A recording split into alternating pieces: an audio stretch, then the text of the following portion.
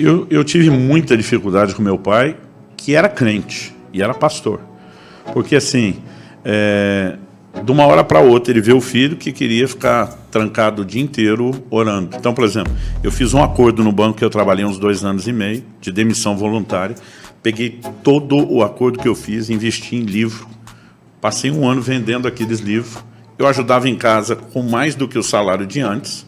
Mas as vendas que eu fazia nos fins de semana, correndo por fora, eu trabalhava bem menos por dia. Eu passei 1 ano trancado, comendo Bíblia e orando. O meu pai, eu tinha virado um vagabundo espiritualizado. Ele não conhecia aquilo. Ele nunca tinha conhecido alguém que orava tantas horas por dia, que lia a Bíblia. Então, assim, na cabeça dele, cara, meu filho se perdeu, coisa de moleque. Então, nós começamos a ter muitos choques. Eu não fui para o seminário. Então, na cabeça dele, o chamado para o ministério, você ia para um seminário teológico, ficava lá 4, 5 anos, pegava um canudo, ia pastorear uma igreja em algum lugar, assalariado, porque afinal de contas ele pensava, daqui a pouco o Luciano tem família, né? E aí, quando ele me vê no ministério, sem salário, vivendo da fé, sem seguir os próximos, cara, nós tivemos muitos choques. Hoje, se eu voltasse atrás... O que é muito comum hoje, é assim, a nível, se tratando ministerial, assim, da itinerância, seu pai era um susto. Não, absurdo. até porque não existia muito. O negócio, como assim que você vai sem saber se vão te dar nada? Né? E se hoje que as igrejas têm estruturas, eles já não dão, né? Você imagina a época que não tinha, a gente pagava para fazer.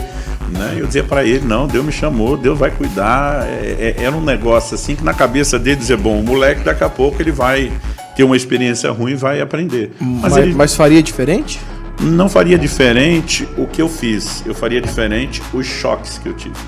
Que muitas vezes eu tratava ele então como religioso, o cara que não tinha fé, né? Eu teria, então, por exemplo, esse é o ponto interessante. O jogo foi ficando duro e um dia meu pai me deu um enquadro. Ele chegou um dia e falou, cara, se você quer ficar debaixo do meu teto, são minhas regras. E diz, ou você vai para um seminário e depois sai pastorear a igreja do jeito que eu entendo que é, ou se você quer mandar no seu nariz, vá arrumar um canto para você morar, seja de maior e viva do seu jeito. Eu acho que ele pensou que com aquilo eu ia recuar. Eu lembro que eu olhei para ele e falei, o senhor é inflexível nisso? Ele falou, sou. Eu falei, eu também sou na minha posição, que eu tenho certeza do que Deus me pediu. Ele olhou para mim e disse, então, velho, vaza. Eu falei, nós vamos virar inimigo, vamos ficar brigados. Ele falou, de jeito nenhum, espero que você nos visite, mas você vai cuidar da sua vida. Juntei minha mala, comecei a juntar minhas roupas, minha mãe chorando, não, tal. Eu falei, vou estar na cidade, vou estar com vocês. Meu pai disse, nós não vamos estar brigados. Eu respeito, é ele que manda nessa casa. Agora, eu vou obedecer a Deus, vocês entendendo ou não. Eu falava assim, vou falar o que vocês me falavam como filho, um dia vocês vão me entender. Vou replicar, um dia vocês vão me entender. Mas vou obedecer.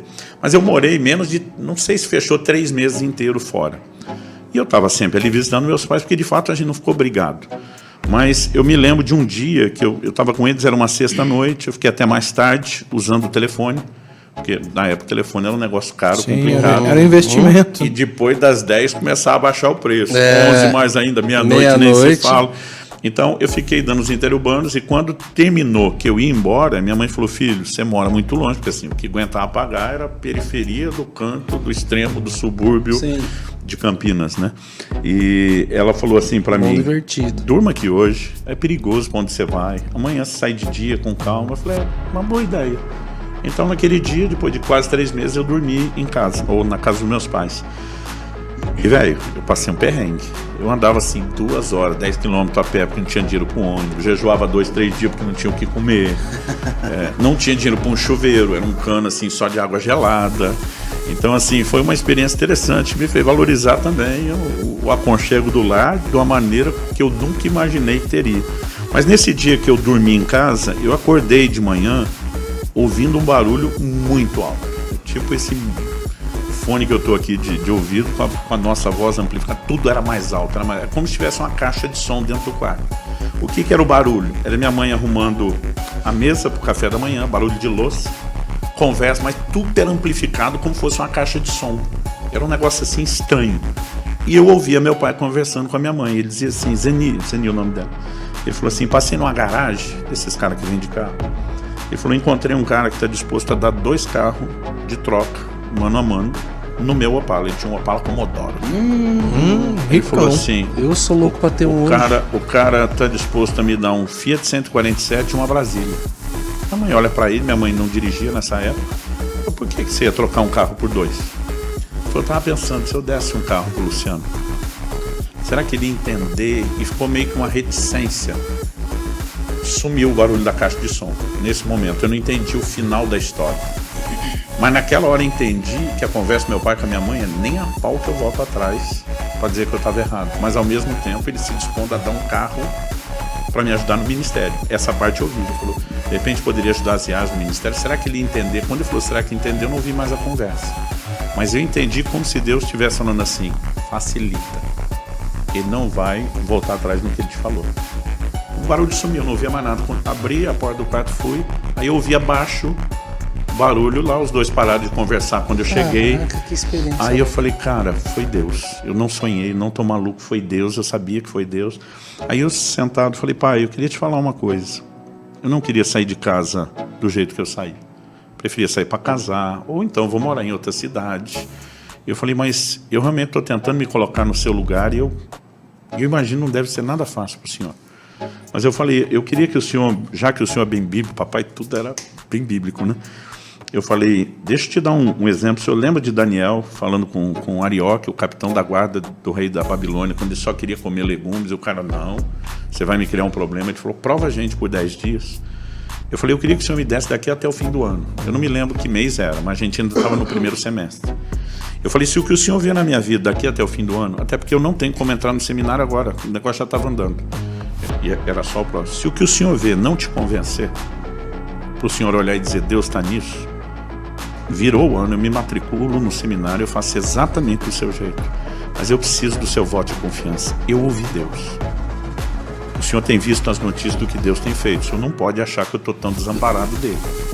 Me dá esse voto de confiança. Ele falou, por mim tá bom. Nesses 3 meses, o teu ministério estava rodando legal. Rodando, eu viajando. E assim, eu às vezes um dia eu fui visitar meu pai, tinha um jornal na mesa dos milagres que Deus tinha feito na cidade onde eu fui. Eu não sabia nem como o negócio chegava. Só um parênteses nisso, porque as perguntas do Medina é muito boa. Como que um ministério rodando pra caramba e ainda assim 3 dias de jejum porque não tinha o que comer, Nossa. andando um monte de coisa. A galera tem uma visão, né, que não, você tá viajando, tá estourado, e tá, eu acho que o próprio Deus fazia questão de mostrar, tipo, cabeção foi você que escolheu sair de casa sem eu ter mandado, né? Mas aí eu lembro que meu pai falou, não, pra mim tá bom, podemos fazer esse acordo. Eu falei, então eu posso voltar? Ele falou, nesses termos sim, nós temos até o fim do ano. Isso aí, era que mês? Eu não me lembro, era o primeiro semestre. Tá. Não sei se era abril, maio, não era nem o comecinho, nem ainda o limite.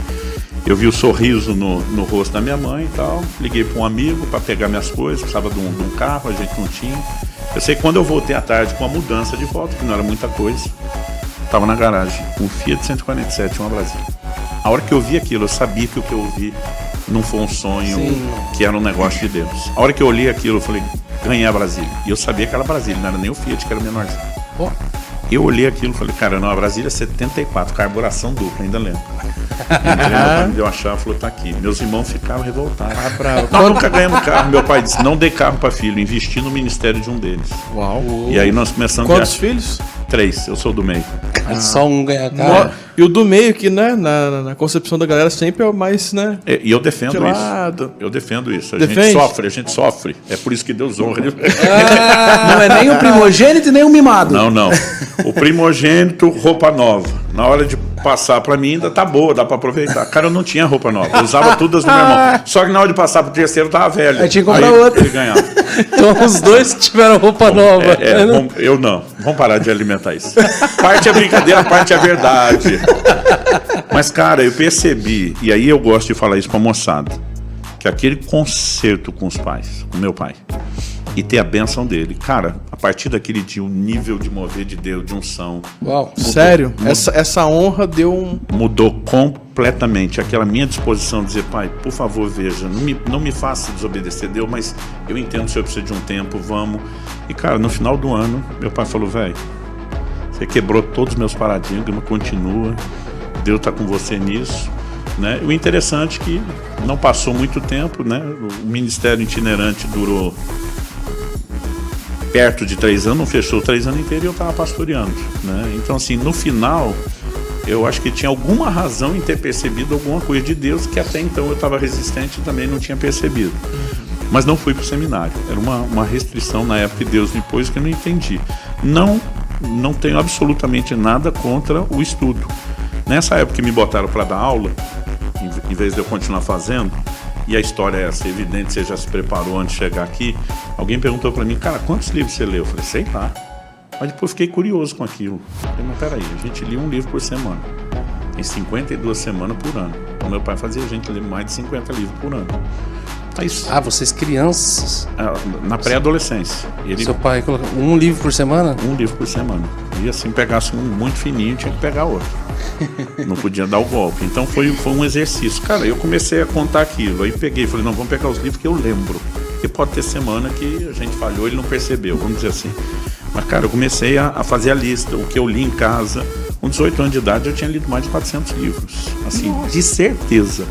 Então isso também é uma coisa que eu percebi que Deus usou meu pai para preparar a gente para o ministério.